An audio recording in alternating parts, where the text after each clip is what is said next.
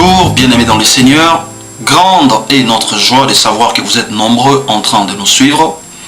Laisse que le Seigneur puisse récompenser votre disponibilité.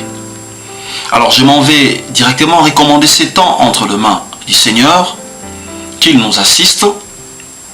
Je demande à ce que Dieu réponde favorablement aux besoins de tout un chacun de nous et que ces temps soient vraiment un temps gagné, un temps qui va récompenser tout un chacun de nous au nom de Jésus-Christ de Nazareth. Amen. Merci, bien-aimés dans le Seigneur. Vous pouvez déjà prendre vos Bibles et l'ouvrir dans le livre des Actes des Apôtres. Actes des Apôtres, chapitre 1, verset 3.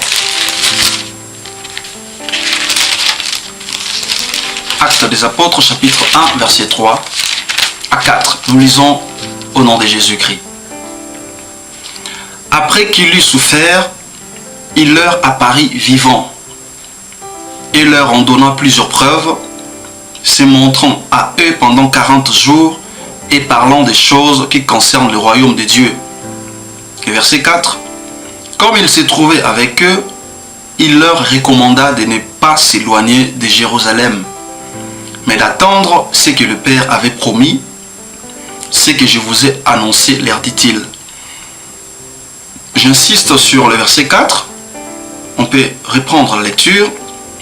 Comme il se trouvait avec eux, il leur recommanda de ne pas s'éloigner de Jérusalem, mais d'attendre ce que le Père avait promis, ce que je vous ai annoncé, leur dit-il. Bien-aimés dans le Seigneur, nous venons de lire un passage biblique qui est en train de nous relater la vie de Jésus-Christ après sa résurrection. La Bible est en train de nous faire voir que Jésus-Christ, après sa résurrection, a vécu avec ses disciples pendant 40 jours. Il était en train de les enseigner concernant le royaume des cieux. Et j'ai l'impression même que c'est la seule mention dans la Bible qui démontre le nombre de jours que Christ a fait après sa résurrection. Il est resté encore sur terre pendant 40 jours. Alors, pendant qu'il les enseignait, la Bible déclare qu'il leur a fait une recommandation pertinente. Jésus-Christ leur a demandé de ne point s'éloigner de Jérusalem, d'attendre l'accomplissement de la promesse de Dieu à Jérusalem. Vous savez, Dieu est capable de tout. Il peut accomplir ce qu'il veut dans la vie de ses enfants en n'importe quel lieu. Mais lorsque le Seigneur insiste, recommande les disciples de rester en un lieu précis, cela est d'une importance très capitale. Jésus-Christ ici a demandé aux apôtres, aux disciples de ne point aller ailleurs, mais de rester à Jérusalem et d'attendre là-bas l'accomplissement de la promesse de Dieu. Ils devaient recevoir le Saint-Esprit pour enfin commencer les mandats que Dieu leur avait donnés. Mais cette promesse devait s'accomplir en un lieu bien précis, et le lieu c'était Jérusalem.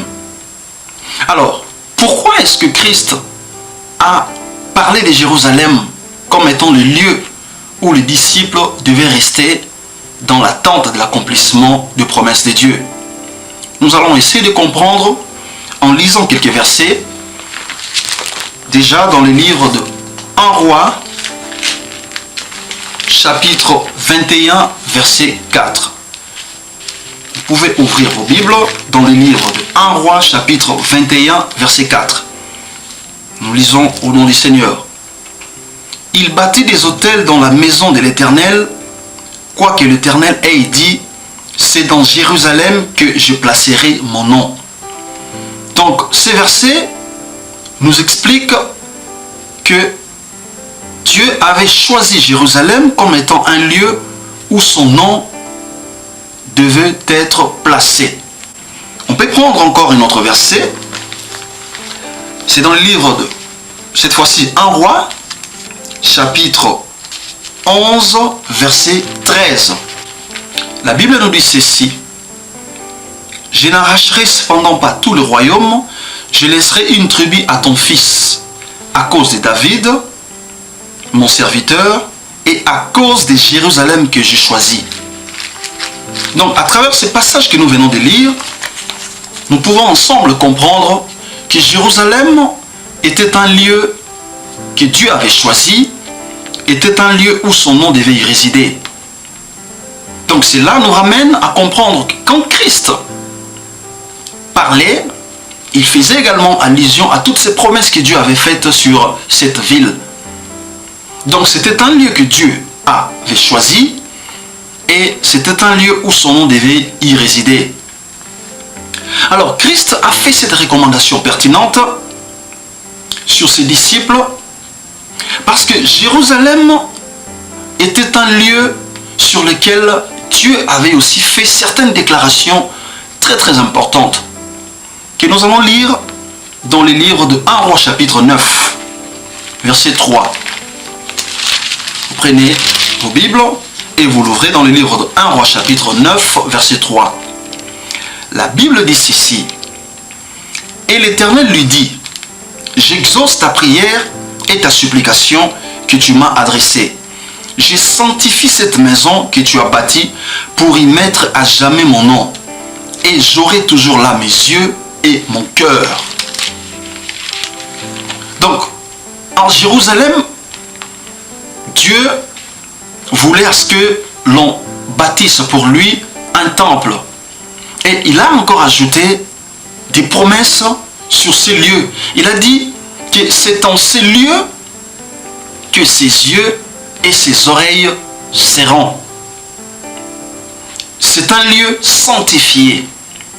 Donc on peut vite comprendre pourquoi est-ce que les raisons qui ont poussé Christ à insister sur le fait que les disciples devaient rester sur ce lieu dans l'attente de l'accomplissement des promesses. Donc c'était un lieu béni par Dieu, un lieu où beaucoup de promesses devraient s'accomplir. Donc Christ leur a fait cette recommandation et les disciples ont écouté. Donc on peut vite comprendre que l'attente de l'accomplissement de la promesse de Dieu dans la vie des disciples était liée à ces lieux.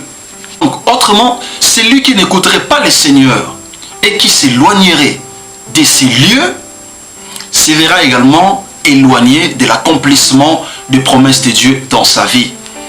Parce que les promesses qui ont été faites, ou la promesse qui a été faite, c'est-à-dire l'avènement du Saint-Esprit sur eux, était liée au fait que les disciples devaient rester en un lieu bien précis, c'est-à-dire à Jérusalem. Alors, au jour d'aujourd'hui, si on comprend Jérusalem tel que la Bible nous l'a décrit, d'abord comme étant un lieu choisi par Dieu, comme étant un lieu où son nom devait y résider, comme étant un lieu sanctifié, comme étant un lieu où les yeux et les cœurs de Dieu s'y trouvent. Si on associe tous ces éléments, on peut comprendre que Jérusalem représente au jour d'aujourd'hui pour nous les nations la personne de Jésus-Christ de Nazareth. Aujourd'hui, il n'est plus question d'un lieu pour nous où nous devons attendre l'accomplissement des promesses de Dieu, mais il est plutôt question d'une personne qui représente un lieu, qui incarne les lieux. Et cette personne-là, c'est Jésus-Christ de Nazareth. C'est lui que Dieu a choisi. C'est en lui que toutes les promesses doivent trouver leur accomplissement. Donc, la recommandation du Seigneur est aujourd'hui adressée à nous qui sommes chrétiens, dans ce sens que nous devons rester en Jésus-Christ pour attendre l'accomplissement des promesses que Dieu a faites dans nos vies. Nous allons lire un verset pour appuyer ce que nous disons. Nous prenons nos Bibles et nous l'ouvrons dans les livres de Colossiens. Colossiens chapitre 2, verset 9. La Bible nous dit ceci. Colossiens chapitre 2, verset 9. Car en lui habite corporellement toute la plénitude de la divinité. vous avez tout pleinement en lui, qui est le chef de toute domination et de toute autorité. Donc on vient là de lire un verset qui nous démontre que nous avons tout pleinement en Jésus-Christ. Donc toutes les promesses que Dieu a faites sur nous en tant que chrétiens devront trouver leur accomplissement en Jésus-Christ. Et c'est en lui qu'habite corporellement toute la plénitude de la divinité. Vous vous rappelez, à la montagne de la transfiguration, la Bible déclare qu'une voix fit entendre de la nuée des paroles comme quoi Jésus-Christ était la personne que Dieu a choisie et en lui, Dieu a placé toute son affection. Donc je l'ai dit tantôt, au jour d'aujourd'hui, il n'est plus question d'un lieu, mais il s'agit plutôt d'une personne qui incarne un lieu. Donc le lieu où les chrétiens doivent attendre l'accomplissement des promesses de Dieu, c'est Jésus-Christ de Nazareth. Vous devez, bien aimés dans le Seigneur, attendre l'accomplissement des promesses de Dieu en Jésus-Christ. Vous ne devez pas aller ailleurs, parce que les lieux et les promesses sont liés. Christ a fait la recommandation de rester à Jérusalem. Aujourd'hui, Dieu vous dit attendre l'accomplissement des promesses de Dieu en Jésus-Christ. Alors, aujourd'hui, beaucoup de chrétiens prient. Ils vont dans des églises pour enfin prier et trouver, peut-être attraper un mariage, trouver du travail. Mais la question que l'on se pose, sommes-nous sur le lieu du rendez-vous? Ça, c'est la question qui vous est adressée, bien-aimés. Oui, vous voulez à ce que Dieu agisse. Vous voulez à ce que Dieu se manifeste. Mais êtes-vous sur le lieu du rendez-vous? Êtes-vous sur le lieu de la recommandation? Alors, comment comprendre que l'on est sur le lieu ou pas? Ouvrons nos Bibles dans le livre toujours des Colossiens, chapitre 3, versets 2 jusqu'à 3. La Bible dit ceci: attachez-vous aux choses d'en haut et non à celles qui sont sur la terre, car vous êtes morts et votre vie est cachée avec Christ en Dieu. Donc la Bible dit que vous devez vous attacher aux choses d'en haut. On peut continuer le verset 5 du même chapitre. Faites donc mourir ce qui dans votre membre est terrestre: la débauche, l'impureté, les passions, les mauvais désirs et la cupidité, qui est une idolâtrie. On descend un peu plus bas, dans le verset 8. Mais maintenant, renoncez à toutes ces choses, à la colère, à l'animosité, à la méchanceté, à la calomnie, aux paroles équivoques qui pourraient sortir de votre bouche. Ne mentez pas les uns aux autres, vous étant dépouillés du vieil homme et de ses œuvres, et ayant revêtu l'homme nouveau qui se renouvelle dans la connaissance selon l'image de celui qui l'a créé. Voilà les choses qui ne doivent pas se retrouver en un chrétien. La personne ou le chrétien qui attend l'accomplissement des promesses de Dieu en Jésus-Christ doivent être dépouillés de ces choses. Mais malheureusement, au jour d'aujourd'hui, nous remarquons que le mal est parmi les chrétiens. Ceux qui se disent enfants de Dieu sont au contraire des pécheurs, sont au contraire des gens qui n'ont rien à voir avec Dieu. Nous venons dans les églises pour prier pendant beaucoup de temps, chercher la face de Dieu. Oui, c'est bien, mais on doit attendre l'accomplissement des promesses de Dieu en un lieu précis. Et ces lieux-là, c'est Jésus-Christ. Or, c'est lui qui attend en Jésus-Christ l'accomplissement des promesses de Dieu ne doit pas avoir ces choses en lui. L'impureté, la calomnie, la méchanceté, l'animosité, le mensonge, la colère, les paroles équivoques telles que la Bible est en train de nous le démontrer. Donc vous ne devez pas prétendre attendre l'accomplissement des promesses de Dieu tout en vivant cette vie. Vous ne pouvez pas attendre de Dieu quelque chose tout en menant votre vie de cette façon. Parce que la promesse de Dieu est liée en un lieu bien précis. Ça ne va pas descendre n'importe où. Mais Dieu va accomplir ce qu'il a dit sur ses enfants en Jésus-Christ, comme nous l'avons lu dans le livre de Colossiens, que nous avons tout en lui. Bien-aimés dans le Seigneur, vous devez voir votre vie et essayer de vous débarrasser, de vous dépouiller de tout ce qui peut compromettre votre relation avec Dieu. Si Pierre, comme par hasard, pouvait s'éloigner de Jérusalem, il n'allait pas non plus vivre l'accomplissement de la promesse de Dieu dans sa vie. Parce que Christ avait fait du lieu du rendez-vous une recommandation. Parce que Christ avait dit que l'accomplissement de la promesse devait se faire en Jérusalem, ou plutôt à Jérusalem. Donc bien aimé, vous ne devez pas aujourd'hui attendre de Dieu quelque chose si vous n'avez pas Christ en vous. Si vous n'êtes pas éloigné de toutes ces choses. Alors, on va essayer de descendre toujours dans les livres de Colossiens chapitre 3, mais cette fois-ci, le verset 12 jusqu'à 14. Ainsi donc, comme des élus de Dieu, saints et bien-aimés, revêtez-vous des sentiments de compassion, de bonté, d'humilité, de douceur, de patience.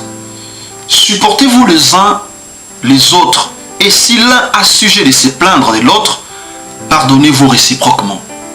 De même que Christ vous a pardonné, pardonnez-vous. Mais par-dessus toutes ces choses, revêtez-vous de l'amour qui est le lien de la perfection. Aujourd'hui, dans nos églises, il n'y a plus d'amour. Dans les assemblées des chrétiens, on ne voit plus l'amour. On ne retrouve plus le pardon. On ne retrouve plus de la compassion. Le milieu chrétien sont devenus le milieu pourri. On voit même beaucoup de gens se révolter aujourd'hui à cause des conduites de beaucoup de pasteurs, à cause de conduite de beaucoup de serviteurs de Dieu. Bien-aimés dans le Seigneur, je crois que vous êtes très loin du lieu où les promesses de Dieu doivent s'accomplir. N'attendez pas de Dieu quelque chose lorsque vous n'êtes pas sur les lieux où il vous a recommandé de rester. Lorsque vous n'êtes pas en Jésus-Christ, aucune promesse de Dieu ne verra le jour dans vos vies. Parce que les promesses ont été faites pour ceux qui ont Jésus-Christ en eux. Pour ceux qui sont dépouillés du monde. Pour ceux qui sont loin de la débauche, loin de la méchanceté. Bien-aimés dans le Seigneur, ces messages vous est adressés. Vous qui attendez de Dieu l'accomplissement de ses promesses. Vous devez comprendre que Christ est venu aujourd'hui vous faire une recommandation de rester à Jérusalem. C'est-à-dire de rester en Jésus-Christ. Je ne vous envoie pas à aller en Jérusalem, dans la ville de Jérusalem, non. Mais je viens de vous expliquer tout à l'heure que Jérusalem représente Jésus-Christ. Parce qu'au jour d'aujourd'hui, en ce qui nous concerne, nous en tant qu'Église, il n'est plus question d'un lieu, mais il est plutôt question d'une personne. Et cette personne incarne les lieux. Cette personne, c'est Jésus-Christ de Nazareth. Christ vous fait cette recommandation d'attendre l'accomplissement des promesses de Dieu dans vos vies en Jésus-Christ. C'est lui le lieu où tout doit s'accomplir. Alors, nous avons vu aussi que celui qui est en Jésus-Christ est éloigné du péché. Celui qui est en Jésus-Christ est éloigné de la débauche, de la méchanceté, du mensonge. il a plutôt revêtu l'amour. Il a plutôt revêtu le pardon. Il a plutôt revêtu la bonté. Et vous allez essayer d'enrichir ces explications avec le livre de Galates, chapitre 5, verset 20, où vous verrez la Bible en train d'expliquer les œuvres de l'esprit et les œuvres de la chair. Bien-aimés dans le Seigneur, la promesse de Dieu a un lieu précis où il doit voir le jour. Ce lieu-là, c'est en Jésus-Christ. Vous devez attendre les promesses de Dieu tout en étant en Jésus-Christ, tout en restant plongé en lui, tout en marchant dans la crainte de Dieu, tout en marchant dans une vie de sanctification telle que la Bible est en train de nous le faire voir. Alors voilà en quelques mots le message que l'Éternel Dieu avait mis dans nos cœurs pour vous. Laisse que le Seigneur puisse vous bénir. Nous verrons certainement